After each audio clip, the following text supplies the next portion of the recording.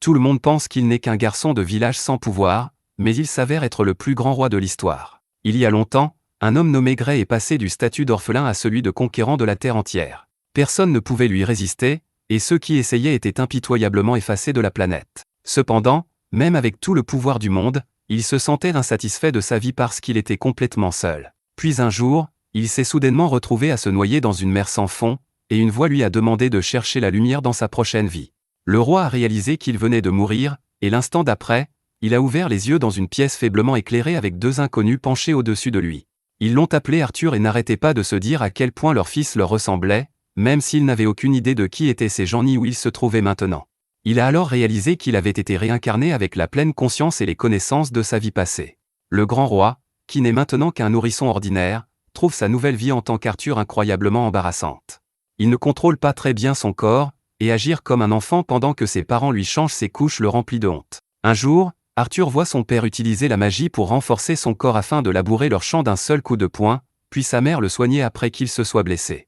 C'est la première chose qui éveille sa curiosité, et il réalise que ce monde n'est pas la Terre parce qu'il y a de la magie. Bientôt, Arthur découvre que son père est un aventurier qui part souvent chasser des monstres avec ses amis.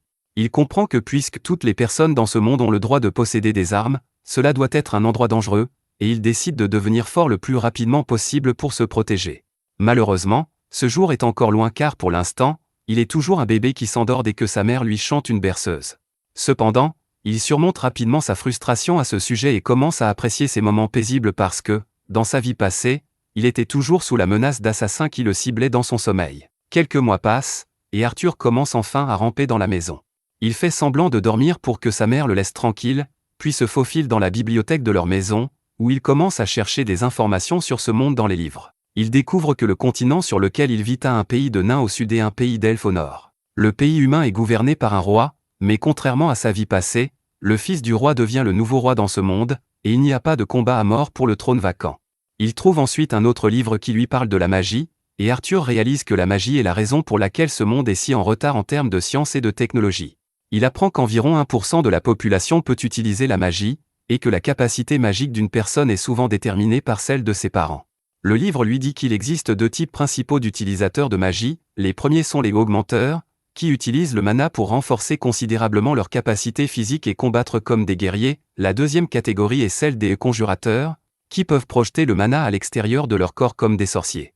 Arthur réalise que son père est un augmenteur, mais il pense que sa mère n'est pas une conjuratrice typique à cause de ses pouvoirs de guérison. Il décide d'arrêter de penser à cela et continue à lire les moyens de devenir un utilisateur de magie. Le livre lui dit que pour utiliser la magie, il faut avoir un noyau magique, qui se forme en concentrant le mana à l'intérieur du corps en un seul point. La plupart des gens ne parviennent à cela qu'à la puberté, et il leur faut des années pour créer un noyau de mana solide et utilisable. Arthur, cependant, connaît déjà un concept similaire dans sa vie précédente. Il pouvait manipuler l'énergie interne de son corps, appelée Kai, et former un noyau de Kai à l'intérieur de son corps était exactement comme former un noyau de mana. Arthur commence à concentrer son mana à l'intérieur de son corps, espérant qu'il peut faire le premier pas pour devenir fort dans ce monde, mais juste au moment où il est sur le point de former son noyau de mana, sa mère le trouve et le ramène dans son lit. 2 ans passent en un éclair, et un jour, alors que la mère d'Arthur est occupée à écrire une entrée de journal sur lui, il va dehors pour apprendre l'escrime avec son père. Alors qu'il continue à brandir un bâton de bois comme une épée, sa mère sort, et elle est incroyablement furieuse contre son mari pour avoir appris à leur fils à utiliser une épée alors qu'il vient d'apprendre à marcher. Ce n'est pas une nouveauté pour Arthur, qui a maintenant réalisé que sa mère est le vrai patron de la maison. Sa mère l'emmène aussi occasionnellement dans la ville voisine, et Arthur est toujours heureux d'être là parce que cela lui permet d'en apprendre beaucoup sur ce monde. Il montre de l'intérêt pour tout, des armes aux biens étranges trouvés dans ce monde, mais la chose qui l'intrigue le plus est la magie, et être dans la ville lui donne la meilleure chance de la voir de près. À part ses visites, Arthur mène une vie paisible avec ses parents, et bien qu'il soit mal à l'aise d'être piégé dans le corps d'un nourrisson, il commence lentement à apprécier cette vie tranquille. Ses parents prennent soin de tous ses besoins, et cela lui rappelle son enfance à l'orphelinat dans sa vie précédente, où il souhaitait désespérément avoir une famille, mais ses souhaits ne se sont jamais réalisés. Un jour, Arthur voit son père pratiquer la magie pour renforcer son noyau de mana. Il est vraiment excité de le voir et d'apprendre de lui, mais son père ne parvient qu'à soulever quelques pierres du sol en utilisant son mana. Arthur n'est pas impressionné parce que ramasser les pierres avec ses mains serait plus rapide, mais sa mère vient alors vers lui et lui dit que ce n'était pas le meilleur coup de son père, et qu'il fait mieux à partir du 2e essai. Le père d'Arthur concentre à nouveau son énergie pour impressionner sa femme cette fois et libère une série d'attaques puissantes qui secouent le sol. Arthur est vraiment impressionné par les compétences de son père cette fois, et sa mère est sûre que lorsqu'il grandira, il deviendra aussi un guerrier fort. Arthur veut essayer de le faire tout de suite, mais sa mère décide de l'emmener faire la sieste. Il passe devant la bibliothèque en chemin, et Arthur supplie sa mère de lui laisser lire les livres. Elle refuse catégoriquement, mais il lui lance un regard innocent et suppliant auquel elle ne peut résister. Finalement, elle le laisse seul avec les livres pendant qu'elle sort rejoindre son mari, et Arthur commence à concentrer tout le mana de son corps pour former son noyau de mana, ce qu'il essaie de faire depuis les 2 dernières années. Il sent qu'il est au bord d'une percée, et soudain, son noyau de mana se forme à l'intérieur de son corps. En conséquence, une puissante explosion souffle la maison, et le père d'Arthur est blessé en essayant de protéger sa femme. Ils paniquent tous les deux en craignant que leur fils soit en danger, mais quand ils entrent, ils ne peuvent pas croire leurs yeux quand ils voient Arthur flotter dans le ciel avec une lueur dorée. Arthur leur fait un sourire suffisant, déclarant qu'il peut enfin utiliser la magie maintenant. Il atterrit et commence à marcher vers eux quand soudain les débris du toit tombent vers lui. Il panique, craignant que ce soit la fin de sa vie, mais ses 2 parents se précipitent vers lui pour le protéger des débris qui tombent. Arthur ne réalise qu'après cela que ses parents ont le devoir de le protéger, mais quand il se met à pleurer, il est confus. Dans sa vie précédente, il n'a jamais rien vécu de tel, et même les parents des autres enfants ne montraient jamais d'autres émotions que la fierté ou la déception. Alors qu'il se demande ce qu'est ce nouveau sentiment, Arthur se met aussi à pleurer, s'accrochant instinctivement à sa mère. Quelques années passent après cela, et Arthur est maintenant un jeune garçon qui commence à apprendre les compétences de combat de son père, Reynold. Lui et son père se font face dans le jardin, où son père essaie de lui donner ses gants précieux, mais Arthur les refuse car il sait qu'il n'a pas assez de force pour les manier à son âge. Il prend plutôt une épée en bois, et son père fait de même. Arthur passe immédiatement à l'action, essayant de porter 3 attaques consécutives sur son père, mais son père est beaucoup plus fort et bloque facilement chacune de ses attaques. Arthur réalise que son père utilise sa magie pour renforcer les bâtons, alors il décide de faire de même et verse son mana dans son épée en bois. Peu après, il court à nouveau vers son père, qui est surpris quand l'attaque d'Arthur parvient à briser son bâton en 2. Arthur sourit et affirme que son bois est meilleur que celui de son père, mais son père rétorque que l'endurance compte plus. Quoi qu'il en soit, son père réalise qu'Arthur est un prodige, alors il prend la difficile décision de parler à sa femme d'envoyer Arthur hors de la ville chez un vrai tuteur. Sa mère, Alice, est complètement contre car elle ne veut pas que son doux fils lui soit arraché puisqu'il n'a que 4 ans. Reynold a seulement 4 ans, le bois d'Arthur est beaucoup plus puissant que le sien, ce qui signifie qu'il devrait être entraîné par un guerrier accompli. Mais avant qu'il ne puisse prendre une décision, Arthur intervient, affirmant qu'ils devraient tous y aller ensemble. Bien que cela semble être une idée assez stupide, les 2 parents acceptent immédiatement, probablement parce que la crise du logement n'a pas encore vraiment affecté leur monde. Quelques jours plus tard, les anciens membres du groupe d'Alice et Reynold arrivent pour voyager avec eux, et Arthur se présente à tous. L'ancien groupe de ses parents était composé d'Adam, le leader, Angela, la femme à la forte poitrine, dure, l'homme d'apparence moyenne, Hélène, l'archer, et Jasmine, la fille pixie maniaque qui semble se méfier d'Arthur pour une raison quelconque. Bientôt, ils décident de se mettre en route, et Arthur apprend que ce monde utilise encore un mode de transport assez primitif comparé au sien, où ils avaient des hérubères pour aller partout.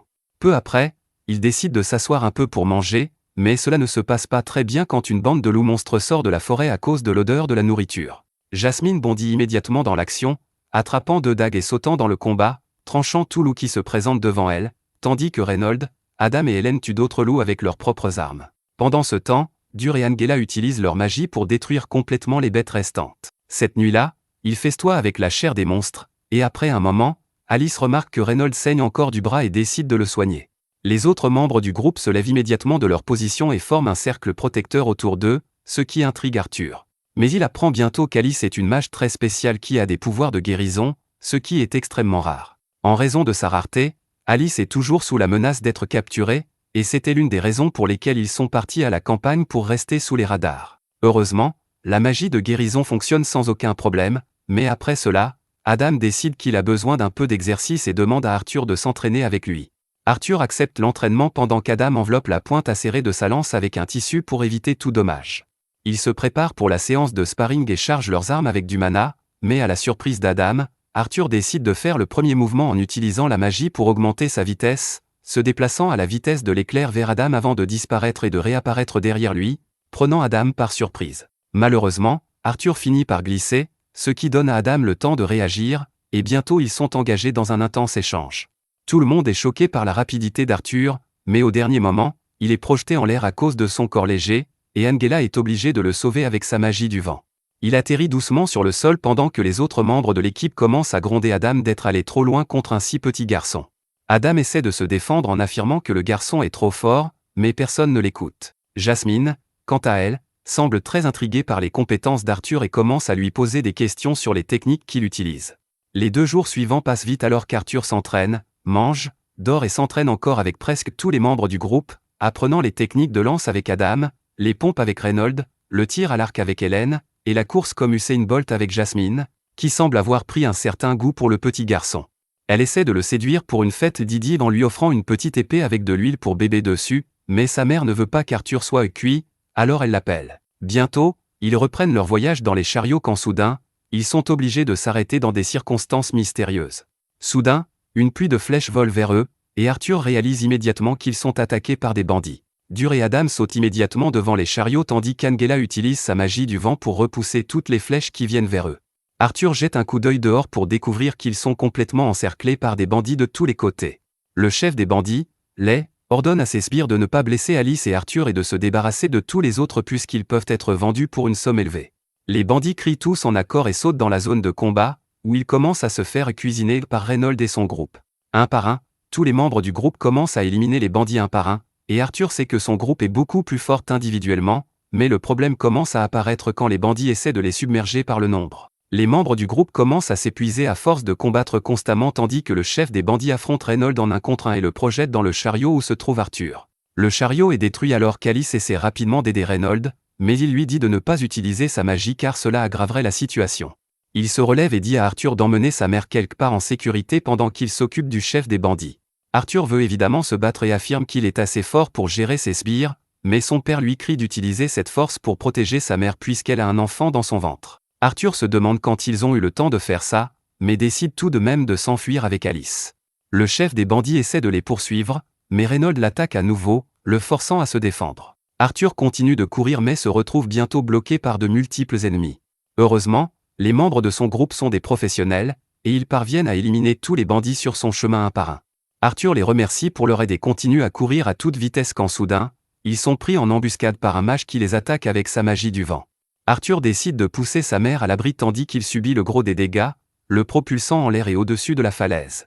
Il décide qu'il ne va pas mourir seul et lance son couteau attaché à une corde vers son agresseur, l'entraînant aussi dans sa chute. Dur et Angela essaient immédiatement d'utiliser leur magie pour sauver le jeune Arthur tandis que sa mère crie son nom avec les yeux pleins de larmes. Mais pendant tout ce temps, Arthur se sent en paix, comme s'il avait accompli quelque chose.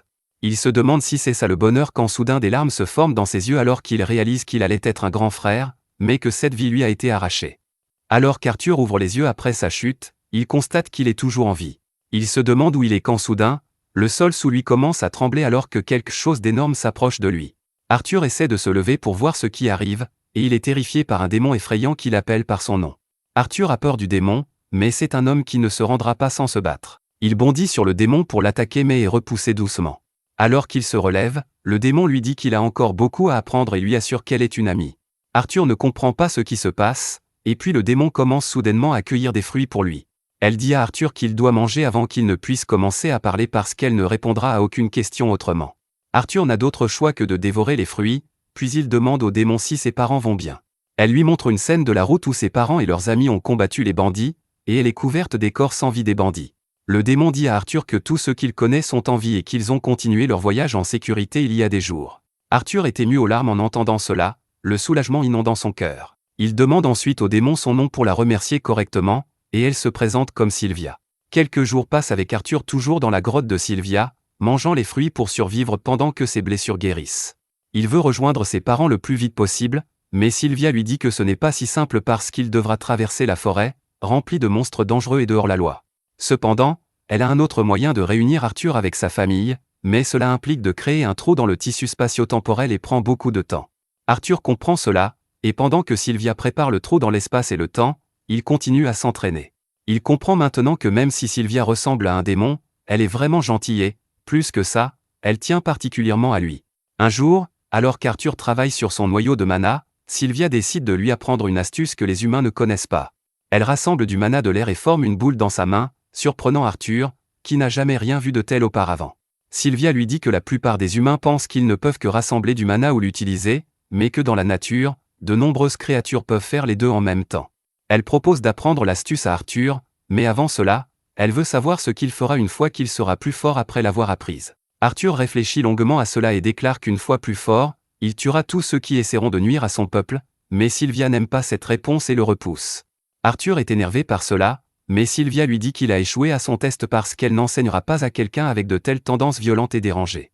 Arthur est confus parce que la seule chose qu'il a apprise dans sa vie passée est qu'on devient plus fort pour tuer ses ennemis. Cependant, quand Sylvia lui demande s'il aime penser à la violence tout le temps, Arthur reste silencieux. Sylvia lui dit alors qu'il y a d'autres façons d'utiliser la force en dehors de la violence, et qu'elle ne voudrait pas qu'il gaspille sa vie dans la rage et la violence. Ces mots touchent une corde sensible chez Arthur, et il a l'impression que Sylvia sait tout de sa vie passée. Elle répète alors sa question initiale et demande ce qu'il fera une fois plus fort, et cette fois Arthur répond qu'il protégera les gens qui lui sont chers. Sylvia est satisfaite de cette réponse et commence à apprendre à Arthur comment utiliser la magie tout en la rassemblant directement de son environnement. Arthur l'apprend très rapidement aussi, mais alors qu'il court pour montrer à Sylvia qu'il peut le faire, elle le frappe contre le mur de la grotte et l'ensevelit sous des rochers.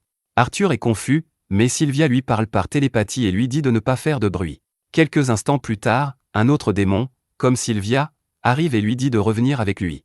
Elle refuse de l'accompagner, alors le démon lui lance une boule d'énergie. Arthur est inquiet, mais Sylvia l'assure qu'elle ira bien. Elle se relève pour combattre à nouveau et libère toute sa puissance, brisant son corps de démon et se transformant en un dragon blanc. Elle tire alors un hypérion sur le démon, qui parvient à peine à le bloquer. Il la prévient qu'utiliser un tel pouvoir lui coûtera cher, mais Sylvia lui dit qu'elle n'a aucun regret dans sa vie. Le démon annule son attaque et la bombarde de ses boules d'énergie sombre, dont certaines touchent la grotte. Sylvia est distraite en essayant de confirmer la sécurité d'Arthur, et le démon décide de l'assommer avec une grosse attaque. Sylvia réalise qu'Arthur sera en danger à cause de cela, alors elle décide de tout risquer pour qu'il puisse s'échapper. Elle utilise tout son pouvoir pour arrêter le temps et appelle Arthur dehors, lui disant qu'il doit rentrer chez lui maintenant. Elle ouvre un trou dans l'espace et le temps, lui disant qu'il ne l'amènera pas directement à sa famille, mais qu'il est maintenant assez fort pour survivre seul pendant qu'il les cherche. Arthur réalise que Sylvia se sacrifie pour lui, et son cœur se brise à cause de cela. Mais elle lui fait promettre d'utiliser son pouvoir pour protéger les gens qu'il aime. Elle lui donne ensuite des cadeaux d'adieu sous forme d'un œuf de cristal et d'une plume, lui demandant d'en prendre soin. Après cela, elle embrasse Arthur, et soudain, des tatouages dorés apparaissent sur ses deux bras. Sylvia lui dit qu'il en apprendra la signification et le but le moment venu, mais pour l'instant, c'est l'heure des adieux. Elle lui dit ensuite qu'elle n'avait pas vraiment besoin de tout ce temps pour préparer un portail pour le renvoyer chez lui, et qu'elle a retardé le processus exprès parce qu'elle a apprécié les quelques jours passés avec lui. Arthur se met à pleurer en entendant cela, puis il réalise qu'il n'est pas assez fort pour la protéger maintenant, même s'il a promis de protéger tous ceux qu'il aime. Sylvia lui dit que leur promesse ne s'applique pas dans cette situation et lui dit de se dépêcher. Il lui dit qu'il se moque qu'elle soit un dragon ou un démon parce qu'elle est sa famille, et qu'il n'abandonne jamais sa famille. Sylvia dit à Arthur qu'il a déjà une maman, alors il décide de l'appeler grand-mère, et le dragon se met à pleurer en entendant cela. Elle pousse alors Arthur vers le portail, et il prend l'œuf et la plume avec lui. Mais alors qu'il entre dans le portail et se retourne pour dire un dernier au revoir à Sylvia, il se sent entraîné.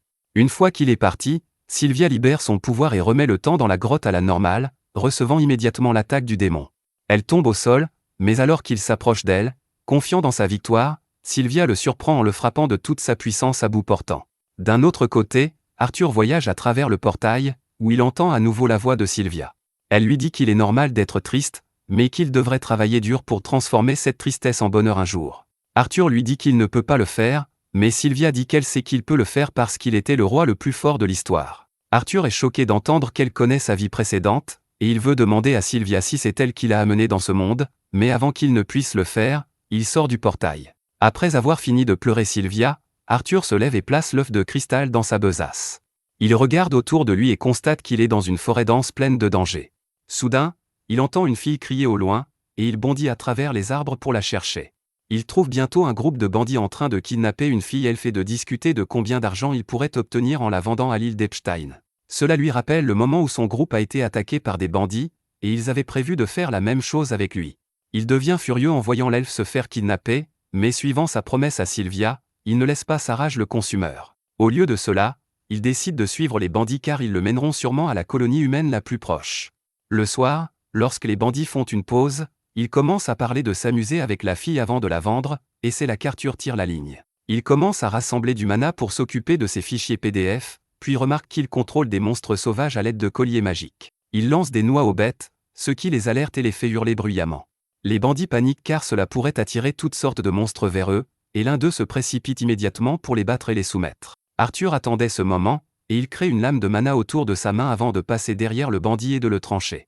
Il vole le couteau du bandit, et juste à ce moment, un autre homme arrive à sa recherche.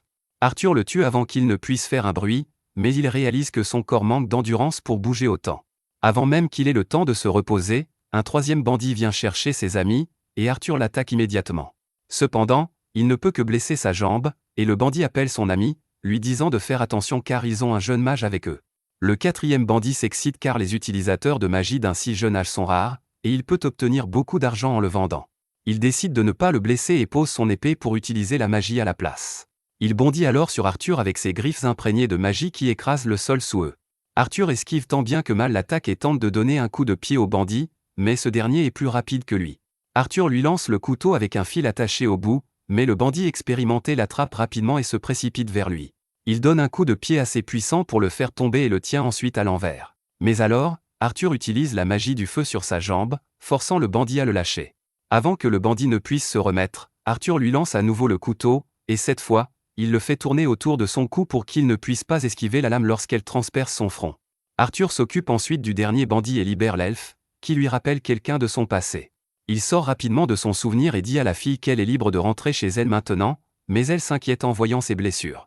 Arthur lui dit que ce n'est rien de grave et recouvre les corps pour que la fille ne voie pas cette vision horrifiante. Elle est toujours curieuse à leur sujet, alors il lui dit qu'ils ont eu un accident et qu'ils ne la dérangeront plus. Arthur trouve ensuite des bagages dans la carriole et dit à la fille de rentrer chez elle maintenant, mais elle attrape sa main car elle a peur. Elle le supplie de l'emmener avec lui, et il décide d'avoir pitié d'elle et lui permet de l'accompagner. Il se tourne ensuite vers les monstres asservis et décide de les libérer de leur misère car il ne semble pas être une bonne idée de les libérer. L'elfe, quant à elle, décide de libérer les loups à cornes car les elfes respectent toutes les formes de vie, et si elle ne libère pas les monstres, ils mourront. Arthur la met en garde contre cela, mais elle est sûre que les monstres ne les attaqueront pas. Elle les libère, et les monstres partent effectivement pacifiquement, ce qui émerveille Arthur quant à la connexion de la fille avec la nature. Après cela, il décide de la ramener chez elle, et alors qu'il s'arrête pour faire une pause, il apprend qu'elle s'appelle Tesha. Il cuisine un peu de nourriture et lui dit de manger même si elle n'a pas faim car cela l'aidera à reprendre des forces, et ces mots lui rappellent Sylvia. Quoi qu'il en soit, il remarque que Tesha chipote avec la nourriture car elle n'est pas bonne et demande à manger quelque chose de sucré.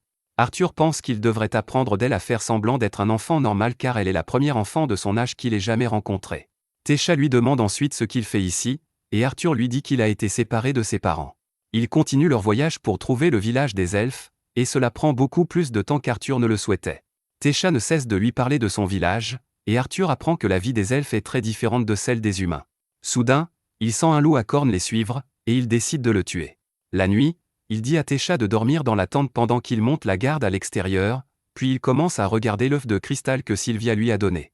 Alors qu'il se demande ce que c'est réellement, Tesha l'appelle, lui demandant de venir dans la tente. Elle promet qu'elle gardera le secret vis-à-vis de sa famille qu'il a dormi avec elle, mais Arthur lui dit qu'il est bien à l'extérieur. Il ne lui faut pas longtemps pour réaliser que Tesha a peur d'être seule dans la tente, et il décide de faire droit à sa demande et entre dans la tente. Là, Tesha accuse tous les humains d'être des pervers qui ont plusieurs femmes, et Arthur aimerait que ce soit vrai.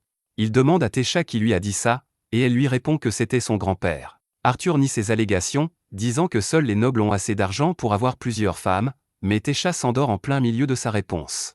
Le lendemain, ils reprennent leur voyage, et Tesha commence à se sentir de plus en plus à l'aise avec Arthur. Il est secrètement agacé par cela car il veut se dépêcher de retrouver sa famille, et puis un autre problème survient. Il commence à ressentir une douleur aiguë dans son noyau de mana qui le rend si faible qu'il ne peut même pas marcher, et Tesha court dans la forêt pour trouver des herbes qui pourraient le soigner. Alors qu'Arthur est assis seul, essayant d'endurer la douleur, le loup à cornes qu'il a libéré plus tôt s'approche de lui. Arthur panique, pensant que le monstre a choisi de l'attaquer lorsqu'il est à son plus faible, et juste à ce moment, Tesha revient avec les herbes. Il lui dit de rester à l'écart car le monstre est là pour les attaquer, mais au lieu d'attaquer, le monstre laisse un sanglier mort sur le sol et retourne dans la forêt. Arthur est vraiment confus par cela, mais Tesha lui dit avec excitation que la bête voulait le remercier d'avoir sauvé sa vie. Manger la viande de sanglier fait du bien à Arthur, et ensuite Tesha lui dit qu'elle n'a trouvé aucune herbe, mais qu'elle a trouvé des champignons que les femmes de son village mangent tout le temps. Arthur les mange sans trop réfléchir, mais ensuite il a une grave diarrhée. Après cela, Ils retournent tous les deux dans la tente, et Tesha commence à raconter à Arthur les histoires des royaumes humains et nains qu'elle a entendus de son grand-père. Elle dit qu'elle aimerait vraiment voir ces royaumes, mais apparemment, ils sont pleins de mauvaises personnes, donc elle ne peut pas y aller, et les étrangers ne sont pas autorisés dans le village elfe. Arthur n'entend que la moitié de ce qu'elle dit car la fatigue le rattrape, et il s'endort. Le lendemain, la douleur d'Arthur revient, mais il l'endure tant bien que mal car le village elfe est proche. Tesha dit à Arthur qu'ils sont déjà amis maintenant, mais il ne sait pas comment répondre à cela car il n'a jamais eu d'amis, et les choses deviennent gênantes entre eux. Arthur commence à se souvenir de la personne la plus proche d'une amie qu'il ait eue dans sa vie précédente et comment il l'a tuée quand, soudain, Tesha se met à crier d'excitation en voyant la porte du village elfe. Arthur est choqué de la voir, mais Tesha lui tend la main, lui disant de venir avec elle. Il prend sa main et se rend au village elfe, où un groupe de gardes arrive immédiatement, sentant un intrus. Arthur ne comprend même pas ce qui se passe lorsque les gardes l'arrêtent, et en voyant le regard indifférent de Tesha, il se demande ce qui va lui arriver maintenant. Alors qu'Arthur voit Tessia rester silencieuse malgré ses supplications, il réalise qu'il a été trop prompt à lui faire confiance, même si elle l'a appelé son ami dans la forêt. Arthur pense que les mots n'ont aucune importance dans des situations comme celle-ci. Il panique, pensant qu'il aurait dû être plus prudent, et les soldats elfes dégainent leurs armes pour le tuer. Tessia passe immédiatement à l'action en comprenant ce qui se passe et demande aux gardes d'arrêter. Ils lui disent qu'Arthur est un humain dangereux et qu'ils doivent l'éliminer avant qu'il ne leur fasse du mal. Tessia leur explique qu'Arthur est son ami qui l'a sauvé, mais le garde refuse de la croire. Au lieu de cela, il accuse Arthur d'avoir lavé le cerveau de Tessia. Soudain, une voix puissante lui ordonne de se taire, un portail apparaît devant eux, et un vieil elfe en sort, ordonnant aux soldats de libérer le garçon immédiatement. Alors que Tessia va voir Arthur, elle s'en prend aux soldats pour l'avoir menacé, mais le vieil elfe, qui est son grand-père, lui dit que leur réaction était justifiée, étant donné qu'un humain était entré dans leur royaume avec la princesse disparue. L'elfe se présente alors comme Virion, l'ancien roi des elfes, et remercie Arthur d'avoir sauvé sa petite fille ainsi que la princesse de leur royaume. C'est une nouvelle pour Arthur, et il a du mal à croire que cette idiote est une princesse, mais elle lui adresse un sourire suffisant. Virion lui demande si elle n'a pas informé son ami de son statut royal, et bien que Tessia affirme l'avoir fait, Arthur peut parier que ce n'est pas vrai. Juste à ce moment, ses parents arrivent, et Tessia se précipite dans leurs bras. Son père regarde Arthur et, comme tout autre elfe raciste, ordonne aux soldats de le tuer immédiatement. Mais Virion explique que, bien qu'étant un humain, Arthur a sauvé Tessia et l'a ramené chez elle. Tessia prend également sa défense et force son père à laisser Arthur venir dans leur château. Virion dit à Arthur qu'ils doivent discuter plus tard, et il ressent une puissance mystérieuse émanant du vieil elfe. Sur ce, Tessia saisit la main d'Arthur et commence à courir à travers la ville. Il est émerveillé par ce qu'il voit, mais les elfes continuent de le regarder avec colère et haine en raison de leur longue histoire de guerre avec les humains. Arthur n'est pas concerné par cela, mais il est troublé par l'expression froide sur le visage de Tessia lorsqu'il a demandé son aide pour la première fois. Il est également perplexe face à la douleur dans sa poitrine et décide d'être plus prudent à l'avenir. Bientôt, ils atteignent le château, et Tessia demande à toutes les servantes de servir Arthur avec tout ce qu'elles ont. Elle commence à planifier son séjour chez elle, mais Arthur estime qu'il devrait d'abord raconter leur voyage à ses parents. Il l'autorise à leur parler, mais Tessia lui offre une place à table et commande du thé et des collations avant qu'il ne puisse continuer. Arthur se demande s'il est approprié qu'un humain reçoive un tel traitement, puis le père de Tessia, Alduin, se présente ainsi que sa femme, Merial. Arthur se présente correctement et les salue, et Alduin est assez impressionné par ses manières malgré son humble origine. Sur ce, Arthur commence à raconter comment il a sauvé Tessia des marchands d'esclaves, et sa famille est furieuse en entendant cela. Ils se mettent à maudire les humains pour ça aussi, mais Arthur leur dit de maudire la profession et non la race. Virion lui demande comment il a libéré Tessia des marchands d'esclaves, et Arthur révèle qu'il est un mage. Le roi a du mal à croire qu'il ait pu vaincre les marchands d'esclaves, et les soldats elfes sont encore plus sceptiques. Ils accusent Arthur d'avoir une fois de plus trompé Tessia, mais Virion leur ordonne de se tenir à distance jusqu'à nouvel ordre. Tessia intervient également en soutien à Arthur, racontant ce qu'elle a entendu les méchants dire. Sa mère l'étreint pour la réconforter, puis son père dit à Arthur qu'il croit son histoire. Arthur demande alors à Alduin de le renvoyer à sa famille en guise de remerciement pour avoir sauvé sa fille, mais ce dernier qualifie cette demande d'inraisonnable. Il dit qu'il ne veut pas aider les humains barbares, mais Arthur réplique que s'il agit ainsi, il se comportera lui-même comme un barbare. Alduin est coincé en entendant cela, mais il refuse toujours d'aider Arthur. Soudain, Tessia se met à le fixer pour le faire céder émotionnellement. Alduin cède rapidement et dit à Arthur que normalement, la porte vers le royaume humain ne s'ouvre qu'une fois tous les 7 ans, mais qu'ils ne peuvent pas le garder ici si longtemps, alors il enverra des soldats pour l'escorter chez lui. Arthur est ravi d'entendre cela, mais soudain, la douleur dans sa poitrine revient avec une intensité jamais vue. Il endure tant bien que mal la douleur toute la journée, et la nuit venue, il se rend sur le balcon de sa chambre pour prendre l'air. Il voit Tessia jouer joyeusement avec ses parents dans une pièce voisine, et cela lui rappelle ses propres parents. Arthur se demande s'ils vont bien, même s'il pense qu'ils sont assez forts pour survivre à l'attaque des bandits. Il lui manque, et il se demande s'ils seront aussi heureux de le revoir que les parents de Tessia le sont en ce moment. Plus il pense à eux, plus il est malheureux, et Tessia le remarque. Elle court immédiatement vers lui et s'excuse au nom de sa famille pour la rudesse de tous envers lui. Arthur répond que ce n'est rien, puis taquine Tessia en lui disant qu'elle devrait retourner auprès de sa famille pour être gâtée comme jamais. Tessia est offensée par cela et lui dit que ses parents le traiteront de la même manière une fois qu'il sera de retour, ce qui inquiète encore plus Arthur. Il cherche une validation auprès de Tessia, demandant si ses parents seront vraiment heureux de le revoir malgré tout. Tessia lui attrape soudain le visage, lui disant qu'il est évident que ses parents lui manqueront plus qu'il n'est pas avec eux. Elle lui dit qu'elle commence déjà à lui manquer parce qu'il va bientôt rentrer chez lui, et Arthur reste sans voix. Juste à ce moment, les pétales lumineux d'une fleur, semblables à des lucioles, commencent à flotter dans l'air, et tous deux sont subjugués par leur beauté. Soudain, Arthur se souvient du regard froid de Tessia, et il se demande si quelque chose n'allait pas chez elle à ce moment-là ou s'il a imaginé des choses. Il décide de ne plus y penser et de profiter de l'instant présent, quand soudain, il sent une attaque dirigée vers Tessia. Il bloque rapidement l'attaque et se précipite vers l'attaquant, pour découvrir que c'est Virion. Arthur s'en prend au vieil elfe, lui demandant s'il voulait tuer sa petite fille, mais Virion lui demande s'il peut vraiment tuer quelqu'un avec des pétales. Arthur ouvre les mains et y trouve des pétales lumineux, puis Virion le félicite pour avoir bloqué l'attaque et réagit immédiatement. Il est maintenant sûr qu'Arthur a bien combattu les marchands d'esclaves, mais Tessia se met en colère car elle pense que son grand-père intimide son ami. Cependant, Virion la rassure en disant qu'il ne compte intimider personne et qu'il trouve simplement Arthur très intéressant.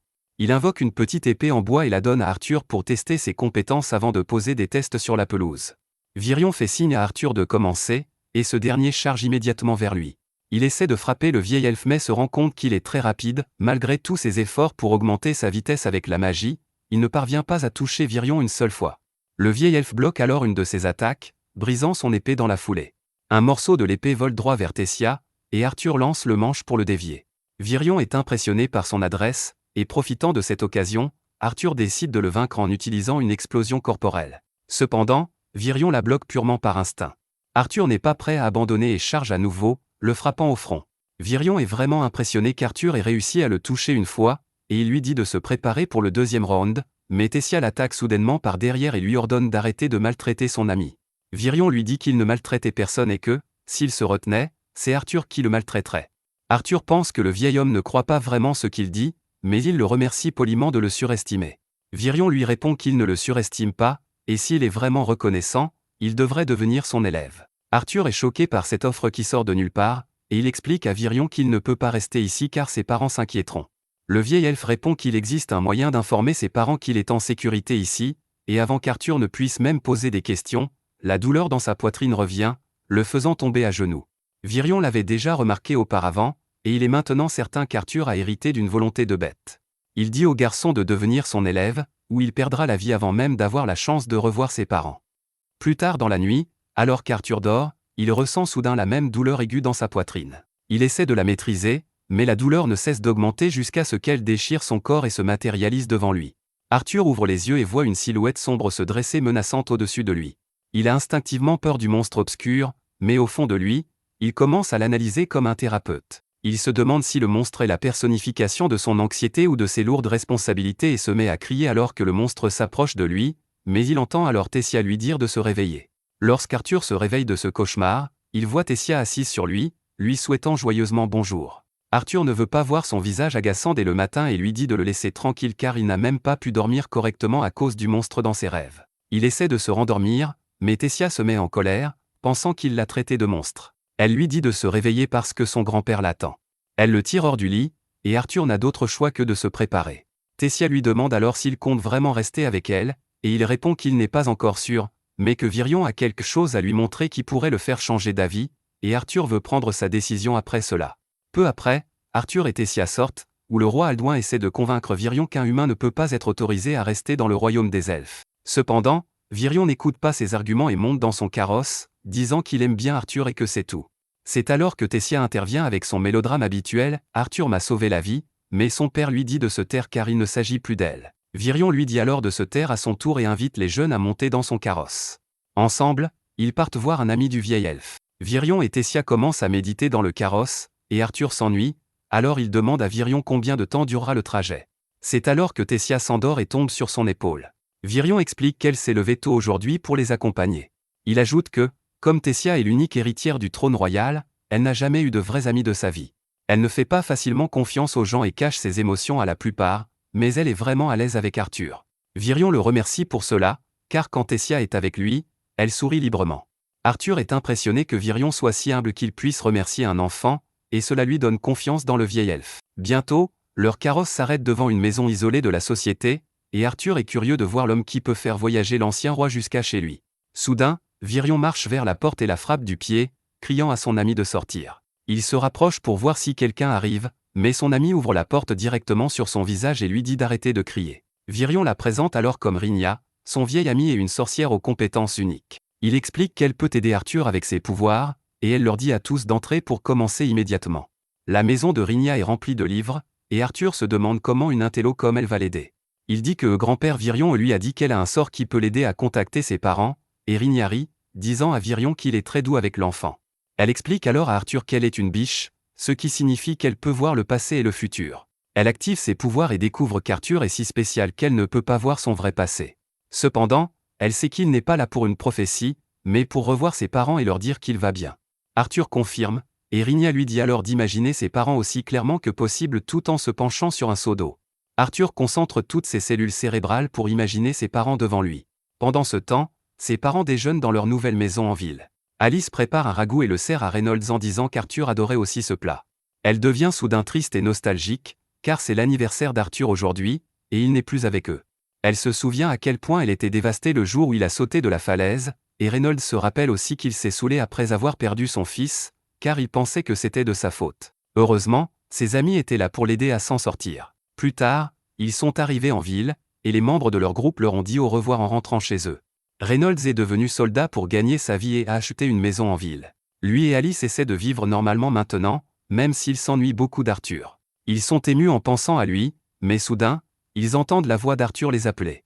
Ils se lèvent tous les deux, surpris, et Arthur leur dit que ce n'est pas à cause des champignons magiques dans le ragoût et qu'il leur parle vraiment. Il leur dit qu'il est vivant et en bonne santé et qu'il vit actuellement dans le royaume des elfes. Il explique qu'il utilise un sort magique spécial pour les contacter et que, même s'il veut vraiment rentrer chez lui, il ne peut pas le faire maintenant. Arthur révèle que quelque chose ne va pas avec son corps et qu'il a besoin d'un traitement, mais il promet qu'une fois le traitement terminé, il rentrera en courant. Ses parents sont émus aux larmes en apprenant qu'il est vivant, et Arthur leur dit de prendre soin d'eux jusqu'à la prochaine fois où ils pourront parler. Ils s'embrassent, et Arthur leur dit qu'il les aime vraiment.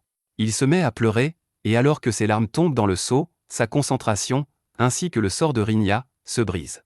Une fois cela terminé, Arthur se calme et demande à Virion de l'accepter comme son élève. Bientôt, ils arrivent au palais, et Virion ordonne à son fils de déclarer qu'Arthur sera son élève. Aldouin n'est pas sûr de cela, mais Virion déclare qu'il prendra l'entière responsabilité en cas de problème causé par Arthur. Aldouin et sa femme cèdent devant sa décision ferme et accueillent officiellement Arthur dans leur royaume.